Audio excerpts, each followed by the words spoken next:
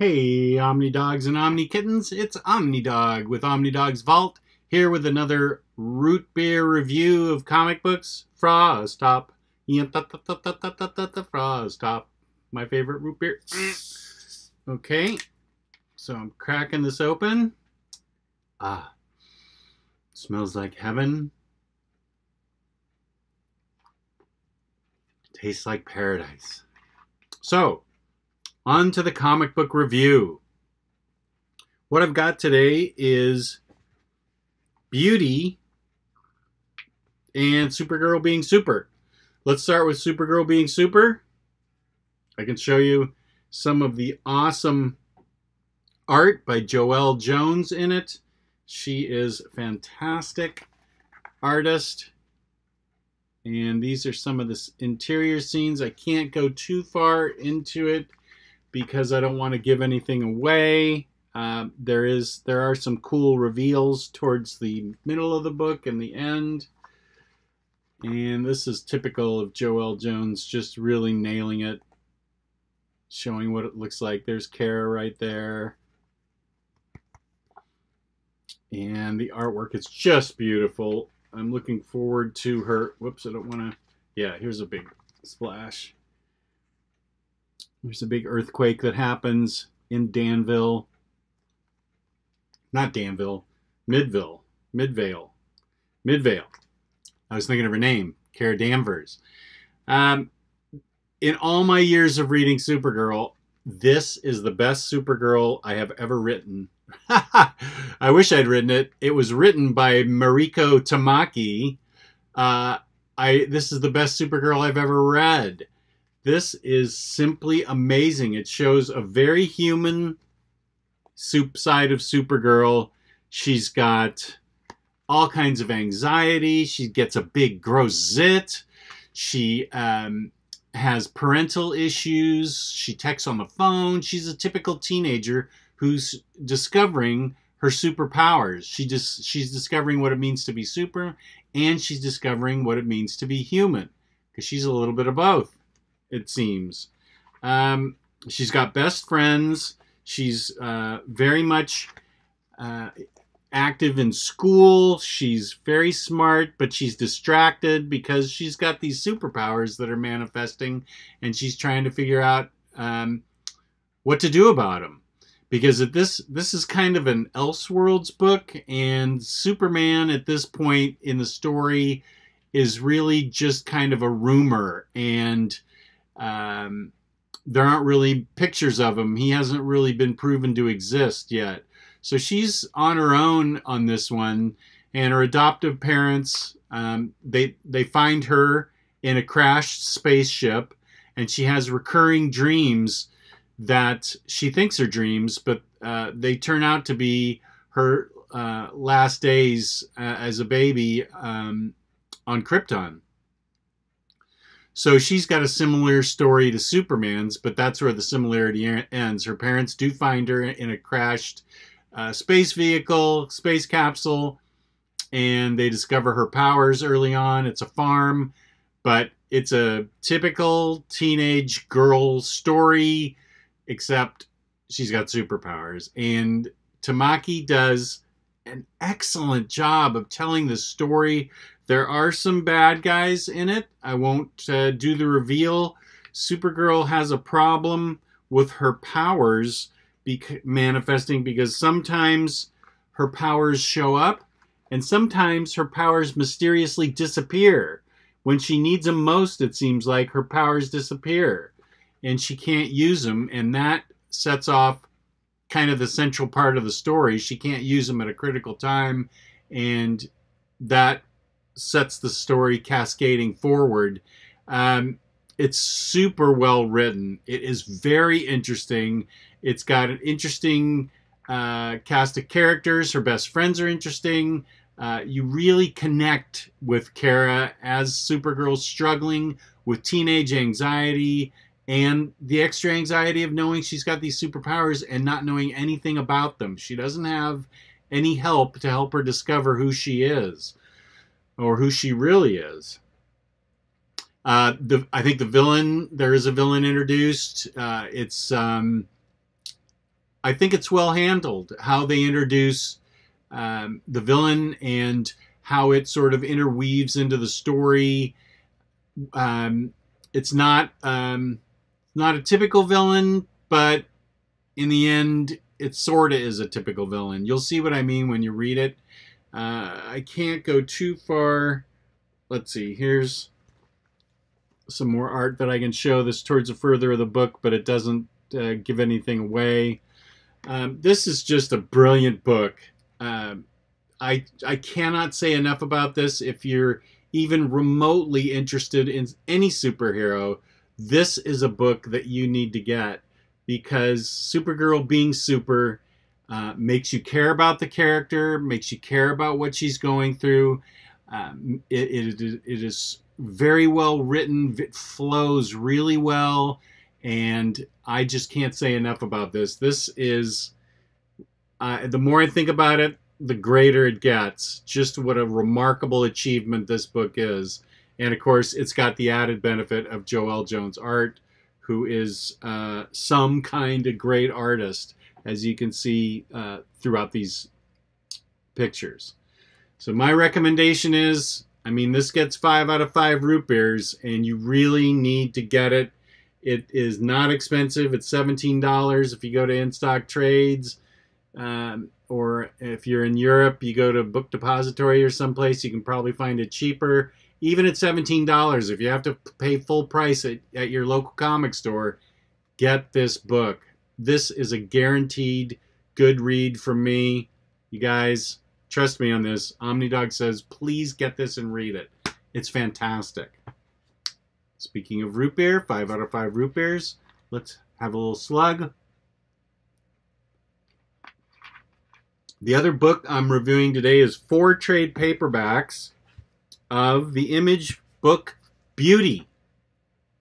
That's kind of a creepy cover. The central idea of this book is that becoming beautiful, everyone wants to become beautiful, society's obsessed with it, our culture's based around it. What if you could become beautiful via a sexually transmitted disease? That's right, it's called the Beauty, and it's an STD, and you get transformed into somebody beautiful. So what are the moral, ethical things that go along with that? Do you really want to get a sexually transmitted disease? A lot of people want to be beautiful, and this brings about kind of the question, there's even a part in this book where somebody sleeps with somebody really handsome, and she's disappointed that he's actually handsome on his own. In the next morning, she thought that he was what they're called beauties. She thought he was a beauty, and she doesn't get to be transformed into something beautiful. The guy was handsome on his own, and she's all disappointed, and it's a really funny part of the book. The problem is, after 2 years of being beautiful, you die. And there's a government conspiracy to cover it up. There is a corporation that's trying to profit from this by creating a cure for it, that wants to make money out of the cure for it. But all of a sudden, people are dying after 2 years of getting this disease. So there's the interesting thing about these 4 books. Book 1. Where'd you go, book 2? Book 2. Book 3. And book 4. The interesting thing is the way this is told, because it's almost a one and done in this one. I don't want to give the ending away of the book, but it comes to a conclusion about how, and there's also a really evil contract killer out there at the behest of these greedy corporations and the government. There's a conspiracy going on to keep a vaccine from being created that can cure it ahead of schedule of when this corporation wants to come up with a cure and make money from it. So this book is interesting. The first one actually wraps the whole thing up, and comes to an end and shows you how beauty ends. But these books 2, 3, and 4, it's a really interesting way of telling it. Takes parts in the middle of book 1 and takes character arcs in the middle of book 1 and fleshes them out in these other books. So you learn a lot more about characters introduced in book 1. Some of the people that get the beauty, some of the detectives on the case of somebody that's killing beauties. There's a woman who represents the beauties on her TV show and is concerned about these killings of beauties. There's a detective researching what the cover-up and the conspiracy. And so the other 3 books are self-contained tellings of more of these stories that were told in the first book. So it's a really interesting way of reading it, because you know the outcome, but more of the character arcs get fleshed out, and you get to sort of get to know them better, and it makes the book very interesting. As a matter of fact, after reading 2, 3, and 4, I went back and reread book 1. Excuse me, I'm getting a little dry. I went back and read book 1 to see how it all fit, and it fits in very neatly. Plot lines that are left open in book 1 get tied up and finished really interestingly in books 2, 3, and 4. The artwork is excellent throughout. It changes a little bit midway through book 2, but then it looks like it goes back to the regular artist in books 3 and 4. This doesn't give anything away, but you can see the color palette has changed a little bit. Then we go back to the regular artist in books 3 and 4. That's really not a good one for me to show. So it's written by, let's see, let me give credit to who it's written by. Jeremy Hahn and Jason Hurley do the story, and Jason Hahn and Thomas Nachlik do the art. Let's see if that's true in book 1 as well. Jeremy Hahn and Jason Hurley do the story, and Jeremy Hahn does the art, all the art, in book 1. And let's switch to book 4 and see who the credits are for book 4. Jeremy Hahn and Jason Hurley do the story, and then Thomas Nachlik does the art with Matthew Dow Smith doing some of the art.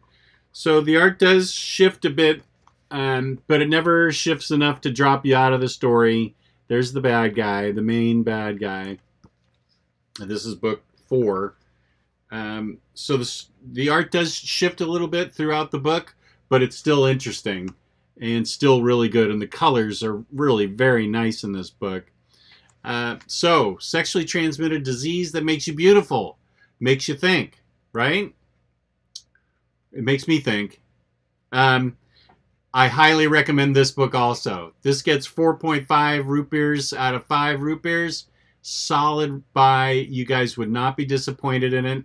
I can't think of a reason that I don't give it 5 out of 5, because there's probably some half a root beer in there where you may not like something.